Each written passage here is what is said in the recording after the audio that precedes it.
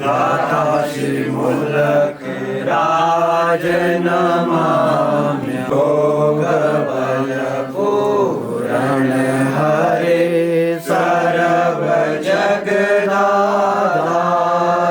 स्वामी भगत शरण में आय कर फिर नर शोक न आवत भक्तों के संकट टरे ज्ञान सदन प्रकांड ज्योतिष गण के दोष हरता सकल जगत के कारणम समूलक घट में अजर अमर अनाम्यम चानोप भूपति कृष्ण रूप भवेश्वर राम लाल नमाम्यहम् को दिवाकरं स्वाति मूल है छात्र कन स्वामी सेवक दीन के प्रभु श्री राम लाल नमामि योग मार्ग जिमि कमल को दिवाकरं ओम गनि को निशाकरं मुक्ति भुगति के परम दानी भक्त दीन के प्रभु श्री राम लाल नमः बंधु सखा तमेव त्वमेव विद्या द्रविणं त्वमेव मुखं करोति वाचालं मनोरं यते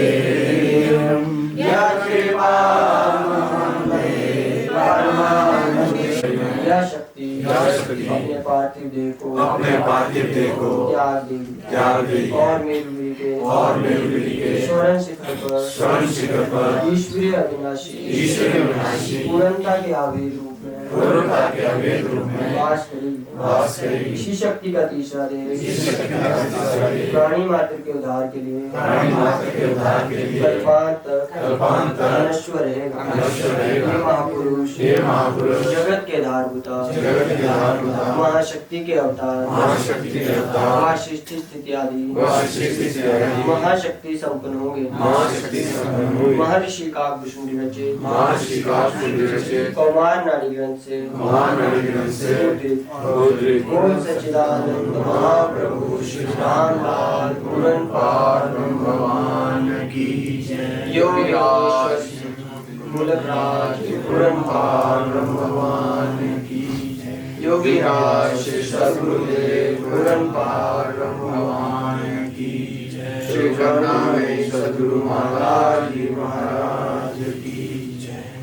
सुंदर करे जो देह को करे दुखों से पार तेज रूप तप रूप जो योग तुझे नमस्कार करे समतवदान जो शक्ति सिरजनहार श्री प्रभृति निरोधहित योग तुझे नमस्कार।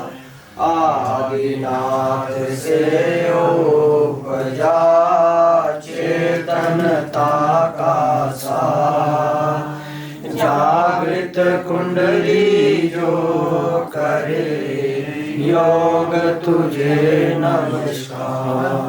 राम लाल जिसका किया कलयुग में उद्धार मूलक राज के सेवक का तुझे नमस्कार। श्री प्रभु राम लाल जी की जय शरणम।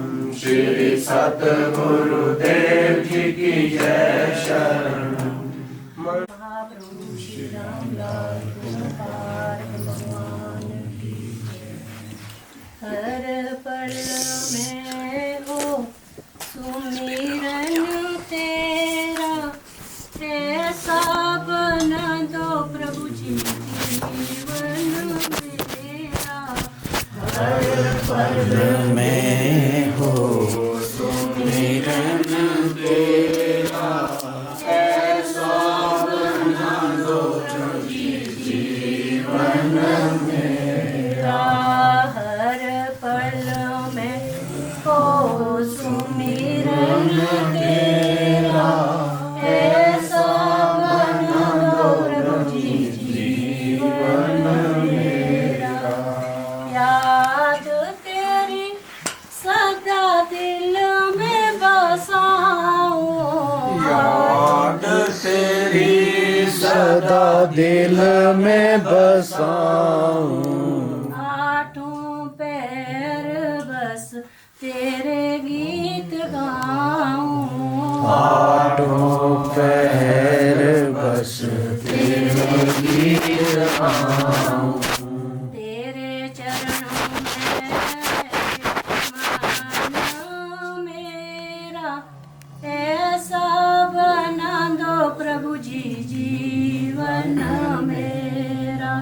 तेरे चरणों में रहे मन मेरा, ऐसा बना दो प्रभु जी जीवन मेरा।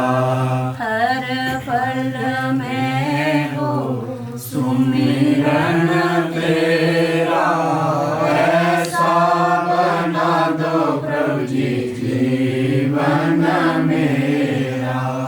जग में रहूं पर जग से आजाद रहूं, जग में रहूं पर जग से आजाद रहूं। तेरे बिन और ना किसी का मोहताज रहूं, तेरे बिन और ना किसी का मोहताज रहूं। नाम तेरा हो सच्चा धन मेरा, ऐसा बना दो प्रभु जी जीवन मेरा।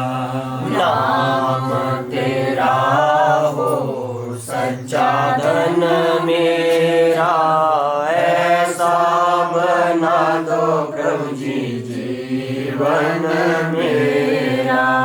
हर पल में हो सुमिरन तेरा, ऐसा बना दो प्रभु जी जीवन मेरा।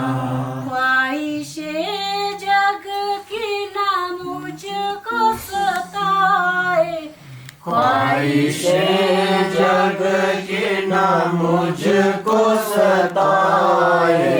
चिंता है हरगिज नजदीक ना आए, चिंताएं हरगिज ना नजदीक आए।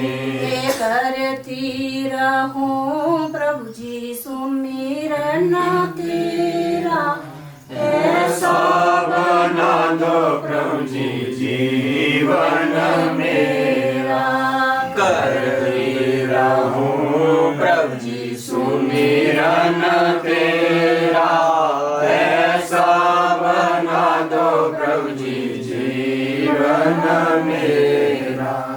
हर पल में हो सुमिरन तेरा, ऐसा बना दो प्रभु जी जीवन मेरा।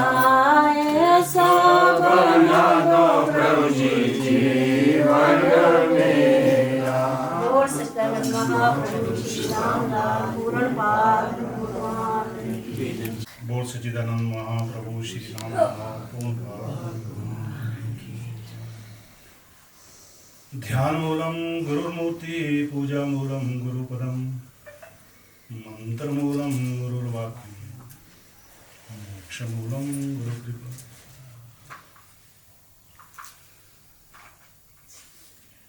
प्रभु जी की कृपा से आज योग यात्रा जो यहाँ पर पहुँची है, जिसके लिए जो महाराज ने मेहनत की है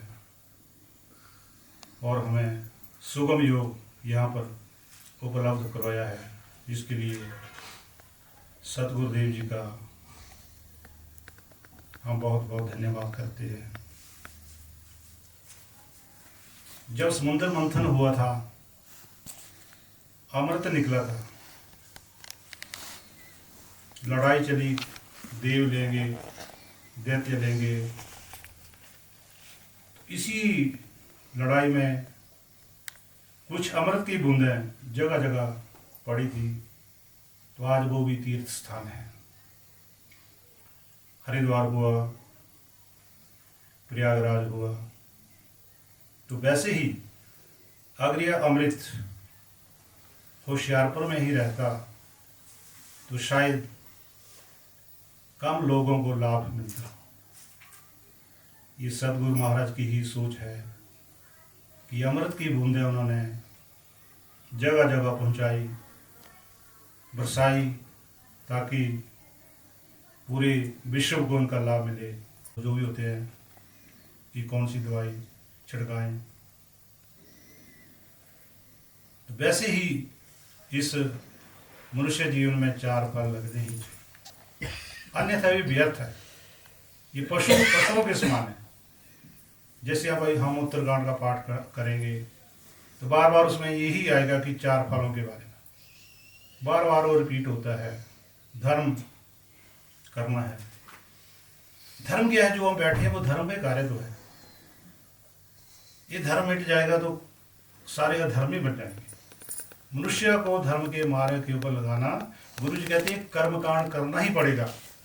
जैसे चादर ओढ़ के भक्ति करने पर लग पड़े तो सोचेंगे पता नहीं क्या कर रहा है। गुरु जी कहते चाहे पखंड कहो, इसको जो मर्जी कहो, ये करना ही पड़ता है, ताकि बच्चे पूछे क्या कर रहे हैं, पूजा कर रहे हैं, किसकी कर रहे हैं, प्रभु जी की कर रहे हैं। ये करना ही पड़ता है। कर्मकांड जिससे किया, धर्म कार्य कह लो। उसके बाद अर्थ भी बहुत जरूरी है।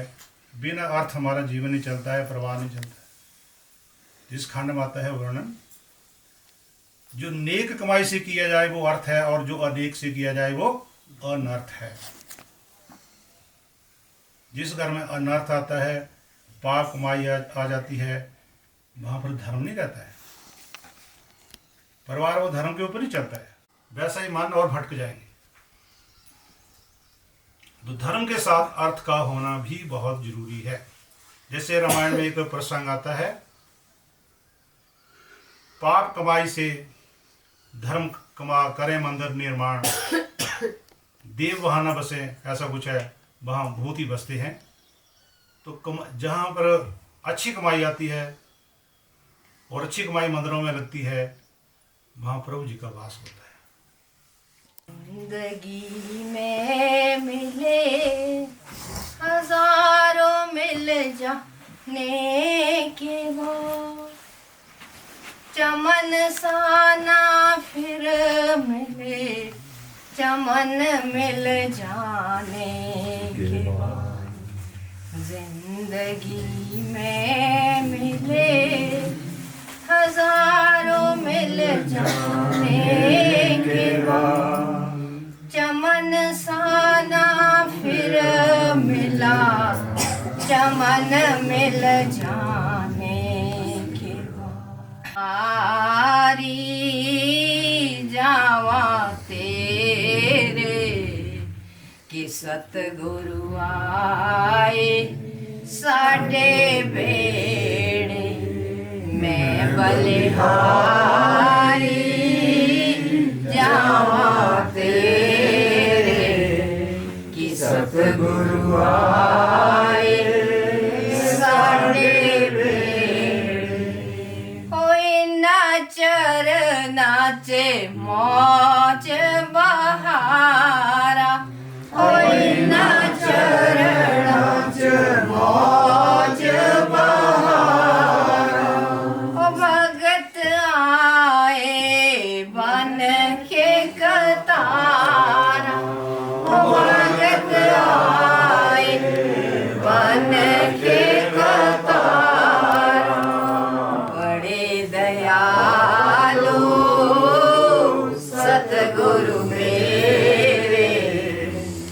सतगुरु आए साडे वेड़े बड़े दयालु सतगुरु मेरे कि सतगुरु आए साडे वेड़े मैं बलिहारी जावा तेरे कि सतगुरु आए साडे वेड़े मैं बलिहारी जावा तेरे कि सतगुरु आए साडे वेड़े भगतो गोरा जिनो दिल विच बसायो भगतो गोरा जिनो दिल च बसायो अज रज रज दर्शन पालियो अज रज रज दर्शन पालियो दर्शन पायो साँझ सवेरे सतगुरु आए साडे वेड़े दर्शन पाओ साँझ सवेरे कि सतगुरु आए साडे वेड़े मैं बलिहारी जावा तेरे कि सतगुरु आए साडे वेड़े मैं बलिहारी जावा तेरे कि सतगुरु आए साडे वेड़े गुराने नाम दान देके सानू तारिया गुराने नाम दान देके सानू तारिया भव सागरा तो पार उतारियो भव सागरा तो पार उतारिया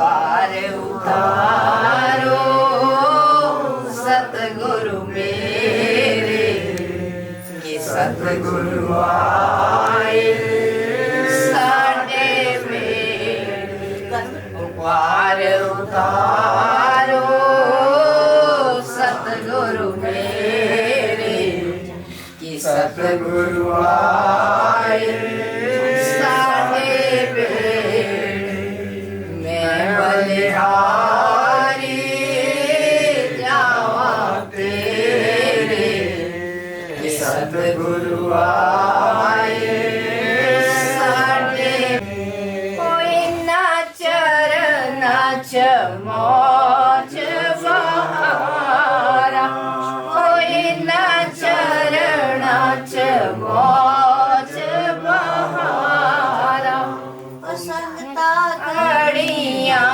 ने बन के कतार संगता घड़ियां ने बन के कतारा बड़े दयालु सतगुरु मेरे कि सतगुरु आए साडे वेड़े मैं बलिहारी जावा तेरे कि सतगुरु आए साडे वेड़े बहुत सदानंद महाप्रभु श्री रामलाल पुरपाल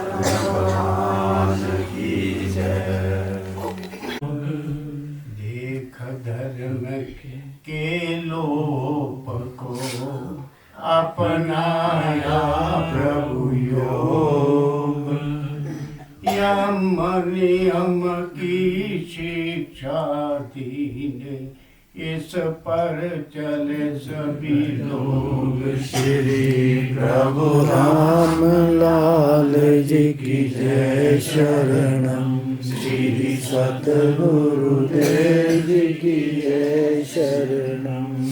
योग कठिन भी नहीं है मगर कठिन भी है। तो प्रभु जी जब संसार में आए तो देखा कि धर्म तो लुप्त हो चुका है, सब मनमानी कर रहे हैं। जो विद्वान लोग हैं वो भी भ्रमित है,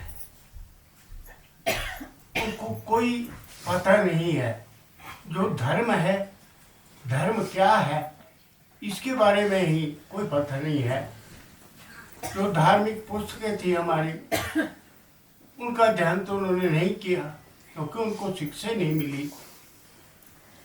धर्म का जो असली रूप था उसको अधर्म बना दिया, इनके उसके अर्थ ही बदल दिए अपनी सुविधा के लिए, उसके अर्थ ही बदल दिए तो अर्थ का अनर्थ हो गया। तो प्रभु जी आए, जब तक उन्होंने यम नियमों के बारे में बताया, हम योग में तब तक सफलता नहीं पा सकते हैं जब तक हमारे अंदर यम और नियम नहीं है। तो जैसे हमने बमन नीति करनी छटकर हमें सिखाए गए हैं, तो हम सुबह नियमानुसार नहीं उठेंगे तो हम वो प्रिय सत्कर्म हम कैसे कर सकते हैं। तो सबसे पहले 5 यम दिए और 5 नियम दिए। जब तक हम इनके ऊपर नहीं चलेंगे हम योग के मार्ग में आगे नहीं बढ़ सकते।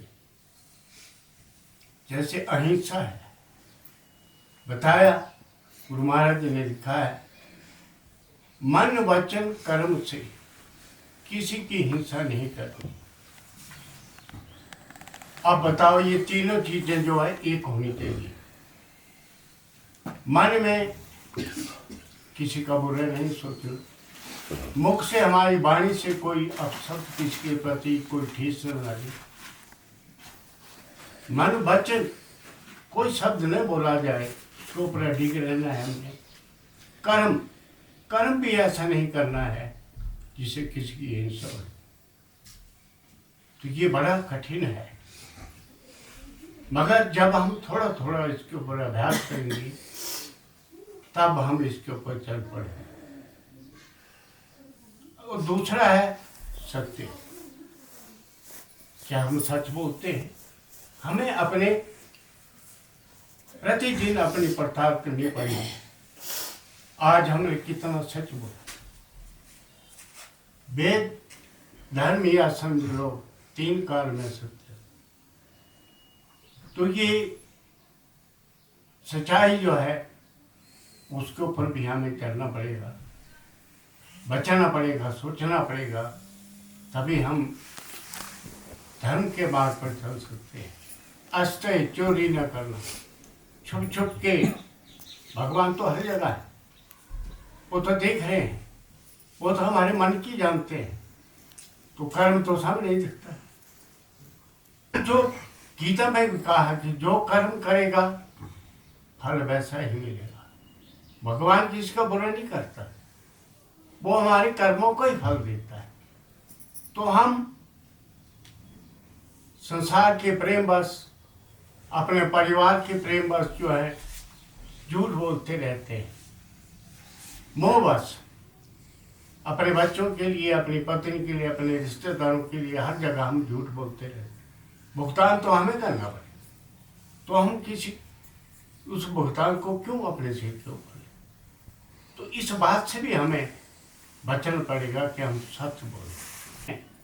और जो भी 12 ग्रंथ रचे हैं गुरु महाराज जी ने, उनके अंदर जो है वो ही प्रभु की वाणी है, वो ही वेद है। जो इनके अंदर है वो कहीं नहीं, जो कहीं नहीं है वो सब कुछ के अंदर है। दिव्य रामायण के अंदर। तो हम इसका स्वाध्याय करें। स्वाध्याय भी कैसे करना है कि रोज पढ़ना है, और जो कुछ पढ़ा है उसको अपने जीवन में लाएंगे। है प्रभु ने सब कुछ है दिया, फिर भी चित उदास। प्रभु ने सब कुछ है दिया, फिर भी चित उदास। टीका एक ही आस पर, मैं हूँ प्रभु का दास श्री प्रभु राम लाल जी की जय। शरणम श्री सतगुरुदेव जी की जय। शरणम। भटकना मन को ठहराव देने के लिए तो एक स्थान चाहिए। वो साकार भक्ति में ही मिलता है। निराकार भक्ति भी है, परंतु निराकार भक्ति में संयम की आवश्यकता होती है। खाने पीने का संयम, बोलचाल का संयम, विचारों का संयम बहुत कठिन है। ये जो निराकार मतलब जिसका ईश्वर का रूप तो नहीं है, निराकार भी है, सर्वत्र भी है, सर्वज्ञ भी है, सर्वशक्तिमान भी है, सर्वव्यापक भी है। परंतु जो मूर्ति पूजा नहीं करते वो ईश्वर का काल्पनिक एक बिंदु बनाते हैं। ब्रह्मांड में बना लें, चाहे अपने शरीर मस्तिष्क में बना लें, उस पर मन को एकाग्र करते हैं वो। परंतु उसके लिए संयम चाहिए। संयम ना तो मन का है, न वाणी का है, न खाने का, तो फिर वो मन नहीं लगता। तो गुरु महाराज कहते हैं उनको फिर इस साकार रूप पर ही आना पड़ता है आखिर में। और जिन्हें साकार रूप से ये चित्र की मूर्ति पूजा मिल जाती है ना, उनके लिए वो मन को एकाग्र करना, मन को एक जगह टिकाना जो है वो आसान होता है। जैसे देखो अब प्रभु जी का जो चित्र है, ये तो किसी चित्रकार ने बनाया हुआ है। वो तो उसके मन के विचारों के अनुरूप बना है। परंतु वो प्रभु जी तो साधु रूप में थे, तो साधु रूप बना दिया उनका। और जब इसकी सदगुरु के द्वारा प्रतिष्ठा हुई तो इसमें प्राण आ गए। और हम इसका ध्यान करते हैं तो वो फिर जब इसका ध्यान मन करता है तो ध्यान में फिर उनका नाम भी आता है जो गुरु जी ने दिया, और रूप भी आता है। वो फिर आसान हो जाता है हमें उनकी वो ध्यान करने का। परंतु जैसे ऊपर शिमला में भी, सोलन में भी आदरणीय आर.डी. दीवान जी ने कहा कि हम अभी तक अब शरीर तक ही सीमित हैं, कभी ध्यान में बैठने का प्रयत्न किया ही नहीं। कोई बिरला ही होगा, परंतु बिरला भी नहीं हो सकता। जितना वैभव होगा, जितने साधन संपन्न हम होंगे, उतना हम ध्यान से बड़े दूर होंगे। एक मजदूर होता है, सारा दिन काम करता है और थका होता है, बड़े आराम से सोता है, उसको नींद आती है, उसकी कोई प्लान नहीं है, उसका दूसरे दिन का भी मजदूरी का ही है। और जिसके पास अर्जित हुआ है धन, वो उसकी प्लानें बनाता रहता है। जितना ज़्यादा धन होगा उतनी ज़्यादा स्कीमें बनती है। हमारे एक पंडित था, बहुत पहले 70 साल पहले की बात कर रहा हूँ, तो बड़ा भारी पैसा था उसके पास। उस वक्त साहूकारों का जमाना था, बैंक के लोन नहीं होते थे, साहूकार देते थे पैसे। कई 10 रुपये ब्याज लेते थे 100 का, कोई 15 लेते थे, कोई 25 लेते थे। तो वो ज़्यादा ब्याज तो लेता था वो, जब 15 और लेते वो 25 रुपये सैकड़े के हिसाब से जो है ना पैसे दे देता, पर नोट बना देता था। विद्वान भी था, विद्वान इतना ज्योतिषी था कि पर मिट्टी की चिड़ियों को भी मंत्र के द्वारा उड़ाने की शक्ति थी उसके पास, मंत्र सिद्धि। पर कभी किसी का बुरा नहीं किया, अच्छे काम करता था। और धन इतना, तो बोलता था जजमान बोलता है ना, उस दिन के पास जाता है पंडित, जजमान बस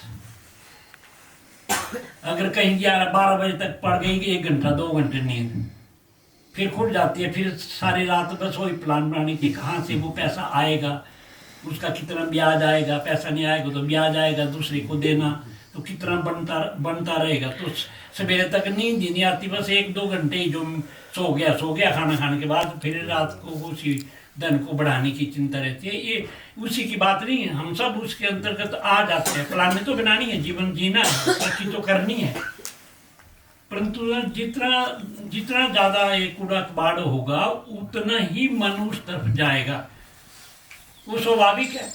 अब जितनी आग जलेगी बुझ जाएगी, उतना जितना धुआं होगा तो उतना तो आंखों को लगेगा ही ना। अब जितना धन है तो उतनी तो प्राणी बनेगी। और ये इसको माया कहती है, बैठने नहीं देती।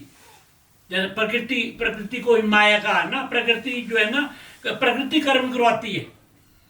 नहीं, हम बिना कर्म के रह ही नहीं सकते। 4था अध्याय पढ़ लो गीता का गुटके में दिया हुआ है, प्रकृति कर्म करवाती है।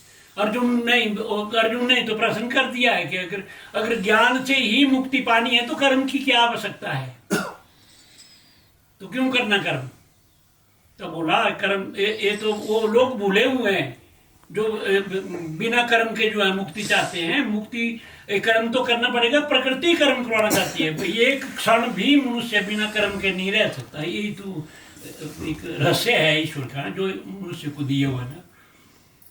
तो फिर वो तो चाहिए, परंतु जो अपने मेहनत से ऊंचा उठता है ना, वो धन का इस्तेमाल करना जानता है।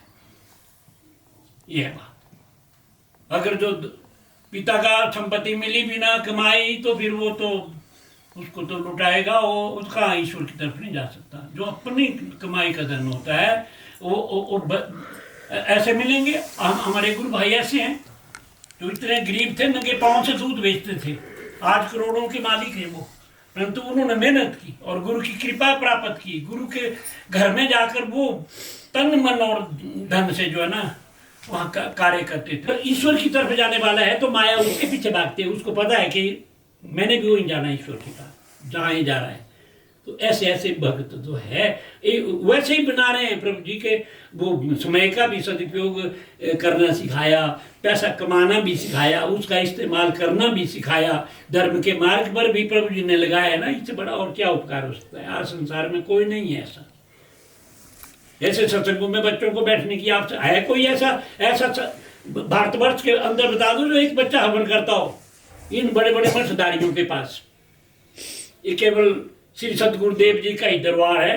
और भी प्रभु जी के जितने अन्य आश्रम बने हुए हैं और गुरु पदवी पर बैठे हैं, वहां कभी भी बच्चे से काम नहीं लिया जाता। वहां भी पैसे वाले चाहिए होते हैं उनको बैठे हुए, ताकि वो उस जेब में से जो है ना यहाँ भी डालें। परंतु चमलाल कपूर महाराज जी के शिष्य वो तो निमाना रहकर दूसरे को मान देते। मैं भाई अशोक की बात करता हूँ, हमीरपुर में हर नया बच्चे को हवन में बिठाते, हर बेटी को हवन में बिठाते, हर घर के अंदर हवन करने वाला और मंत्र बोलने वाला तैयार करना है। अगर अपने हम बने रहे गुरु और हम ही हवन करें, हम ही प्रवचन करें, हम ही सब कुछ करें तो आगे हमारे बात खत्म हो जाएगा सब कुछ।